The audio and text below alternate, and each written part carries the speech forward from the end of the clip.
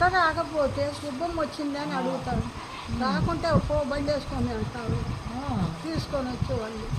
ఏందిరా నీళ్ళన్న పోసుకోలేదు, లేచి అంచు కోట్లోనే ఉంటే ఎట్టరా నేను అంటే డాక్టర్ గారు పంపించారమ్మా, శశి గారు పంపించింది. శశి అంటే ఆయన భార్య కాబట్టి ఆమె పంపలేదమ్మా అనేవాళ్ళు.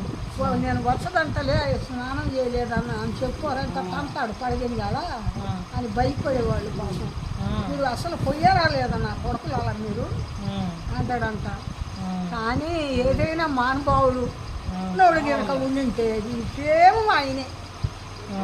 కానీ బిడ్డ ఆయన అనుకో ఉండకుండా అకస్మాత్తుగా చనిపోయాడు. కానీ చిన్నబ్బాయి అంతా ఆయనే మాట. కానీ ఇద్దరు కొడుకులు ఒక అమ్మాయా? ఏం తెచ్చావు చేతిలో సంచేది? ఊరు నుంచి వచ్చిన మనుషులు చెప్తా ఒకసారి కొట్టాడమ్మా, టయానికి పోయా నేను. ఎవరు కొట్టింది? నానే బిల్టు తీసుకొని మరి వచ్చిన వాళ్ళల్లా సంచులు ఏంది సంచి తేలేదు. ఏ ఊరు తెస్తారు వాళ్ళ కాయల కోసం బతుకుండతాడా? తలుపు తీలే ఎంతసేపుకి డాక్టర్ గారండి తలుపు తీయకుంటే తలబగలు కొట్టుకుంటాను నేను ఇక్కడ అన్న. ఏమనుకున్నాడు పాపం మానబాబుడు ఏ లోకంలో ఉన్నాడో. తలుపు తీసి కథపడేసి లోపైది. తర్వాత ఆయన ఏ ఒక్కటి కొడిసి మా ప్రాణాలకు దేవుడమ్మ. అర్ధరాత్రి కాడ పండుకొని ఉంటే వాచ్మెన్ ఏందమ్మంటే డాక్టర్ గారితో పన్నెండు వచ్చాములే అంటే నువ్వేగా పోయేది పో, నన్ను అదేముంది ఇలా అనేవాళ్ళు వాచ్మెన్. అమ్మ ఏం చూస్తావుదమ్మ వరగబడి అనుకోకుండా పిల్లడు అకస్మాత్తుగా చనిపోయాడు.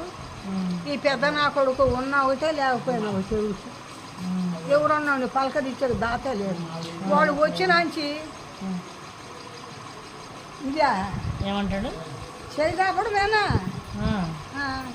హాస్పిటల్ పెట్టుకున్నది.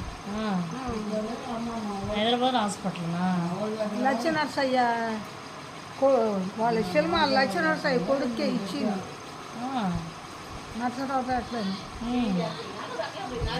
రామాన అడిగాడు ఆయన దాని అడిగే వాడు భయపడతాడు, వాడేటికి అదేం భయపడదు.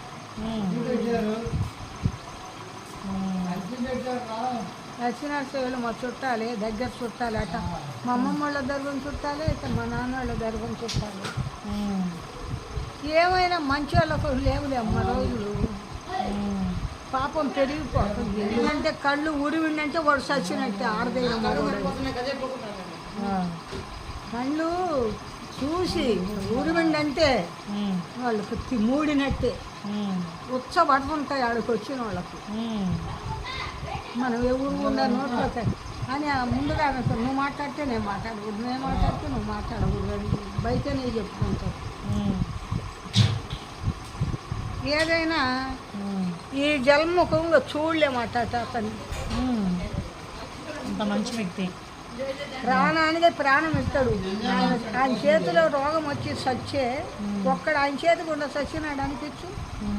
ఆపరేషన్ చేసినట్టే సీమ కూర్చున్నట్టే ఆపరేషన్ చేసి సురుకని కానీ ఏడవడం కానీ మొత్తం ఇంజక్షన్లు చేయడం కానీ ఏమీ ఉండవు. పాపం మానబావుడు కడుపు నొప్పి వచ్చి ఏడుస్తుంటే కడుపు నొప్పి వచ్చి శుభ్రం ఏడుస్తుందంటే నా కొడకలు నాకు వచ్చి చెబుతాడు తీసుకొని రప్పండి అని అన్నాడు. అంట వాళ్ళు సప్సా బతుకత బళ్ళు వేసుకొని వచ్చి నన్ను తీసుకొని పోయి నిమిషాల మీద ఆపరేషన్ చేశాడు. 24 గంటల ఆపరేషన్. నీకు నాకు పెద్ద ఆపరేషన్, గర్భసంచి లేదు తీసేసాడు. మానబావుడు చెయ్యి సీమ కూర్చున్నట్టు ఉండదు, అట్లా సీమ కూర్చున్నట్టు కూర్చుండదు. ఏముంది లేయటము, పసుకసులు ఊడ్చుకోవటం, ఇల్లు తుడుచుకోవటము, నీళ్ళు పోసుకోవటం, వెళ్ళిపోవడం. టిఫిన్ ఆడలేదు. వెళ్ళి ఎప్పుడు వస్తాం మళ్ళీ సాయంత్రం? సాయంత్రమా ఇక పల్లెలకు పోకపోతేనేమో పొద్దుగల వస్తాం, పల్లెలకు పోతేనేమో పొద్దుగా. నేను తీసుకెళ్తాడు కారులోనేనా? కార్లోనే ఒక 5-6 కార్లు వస్తాయి. కార్లో ఊరికి ఫస్ట్ నేను ఆ, డ్రైవర్ కాడనే కూర్చోది పెట్టేది. ఆ, అందరూ అందరు సుబ్బమ్మ సుబ్బమ్మ వచ్చింది, సుబ్బమ్మ అంట. సుబ్బమ్మ వచ్చింది, సుబ్బమ్మ వచ్చింది ఆ, అని ఆ, పల్లెలన్నీ ఆ, ఏ పల్లెవాడు వచ్చినా ఏదైనా అవసరం ఉంటే ఆ, సుబ్బమ్మ గారు మాకు ఇట్లా జరిగింది ఇది ఎట్ట ఆ. ఎట్టంటారు ఏంది పాపరం అని పోయేదాన్ని కాపీ ఇచ్చి ఇంట్లో. చెప్పింది ఆవిడ రాజేష్. కోటాలు వచ్చి ఇప్పుడు నువ్వు వచ్చావు ఉమ్, నాకు కోట ఇప్పి జరగటం లేదన్నావు అనుకో, ఉమ్, మనకు ముఖ్యమై మంచోడుగా కనపడితే నాకు ఉమ్, కోట పన్నట్టు వచ్చేప్పుడు ఉమ్. అమ్మో, ఆ, అంతమందికి గంజి పోసానని అందుకే అవునవును. అందరు కొడుకు నన్ను బాగలేదంటే ఉరుకుతూ వస్తారు. హాస్పిటల్ పట్టదు, ఏ హాస్పిటల్ పోయినా.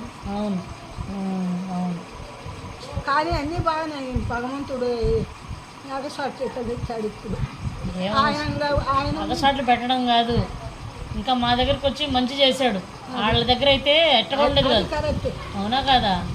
సరే ఏం చేయను. చెప్పకపోయినా నాకు అర్థమే, నువ్వు చెప్పాల్సిన పనిలే. నువ్వే నిన్న కనిపించలేదంటే ఎంత టెన్షన్ పడ్డావు.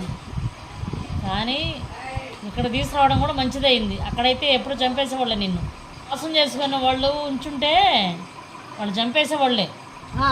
నేను 90 మందికి ₹1 తీసుకొని కానీ వాళ్ళ ఇళ్ళల్లో కాఫీ తాగి కానీ వాళ్ళ పని చేయకుండా కానీ లేదు. 90 మంది సుబ్బమ్మ దండం పెట్టచ్చు అంటారు, ఆడోళ్ళు కానీ మగవాళ్ళు కానీ. మంచి పనులు చేసావు. నేను రూపాయ రేపు సంపాదించుకుంటావు అంతే. పరువు అవునుగా. నీ రూపాయి వచ్చి కూడు పెడతాగా. ఒక్కరింట్లో మంచి నీళ్ళు కూడా తాగారు కానీ మీరు మాసుకొని వర్ణం వస్తారు ఇంటికాడికి, నన్ను చూస్తారు, నాతో మాట్లాడకుండా వెళ్ళిపోతారు. మళ్ళీ ఎంబడే నీళ్ళు పోసుకుంటుందో కాఫీ తాగుతుందో ఉంటారు. ఆయన ఎంబడే తిరిగి వస్తారు. మళ్ళీ వాళ్ళు వస్తారు, వాళ్ళు వచ్చి కారు వేసుకొని వస్తారు, వచ్చి తీసుకొని పోతారు. పలానూరికి పోవాలంటే ముందుకల్లో మనకి ఇంత డబ్బు రాలేదు, ఏం చేద్దాం, పదం పని పోయాం కారు వేసుకొని. మా చిన్నమ్మ వాళ్ళు ఉండరు ఆడ. ఏ ఊర్లో? మిన్నెకల్లు. మిన్నెకల్లు. పోతానగానే బయటనే ఉండి మా మధ్య. ఎక్కడ అది మిన్నెకల్లు అనేది? ఎక్కడ? మావులూరు దగ్గర.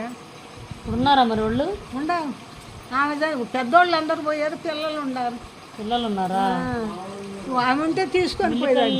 మిన్నెకల్లు, మిన్నెకల్లు, పౌడు మరి, కొండాయిపాలెం, కొండకావూరు. ఉన్నారా ఏరియాలో నీకు చుట్టాలు? చెన్నుపల్లె, బల్లికొనం దగ్గర.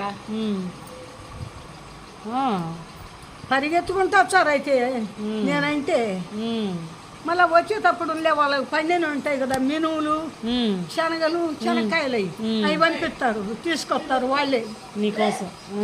తీసుకొచ్చా నేను అందరికి పడితే ఏ ఊరు అంటే పలానూరి. కాబట్టి ఆయన కొన్నాళ్ళు ఉండింటే నరసరావుపేట బాగుపడేది, చుట్టుపట్టు పల్లెలు బాగుపడేది. నా కొడుకు అలా ఏమే కానీ మాట్లాడితే ఒట్టు నిదలకుండా వెనక్కి పోయింది, బయటకు వచ్చేవాడు.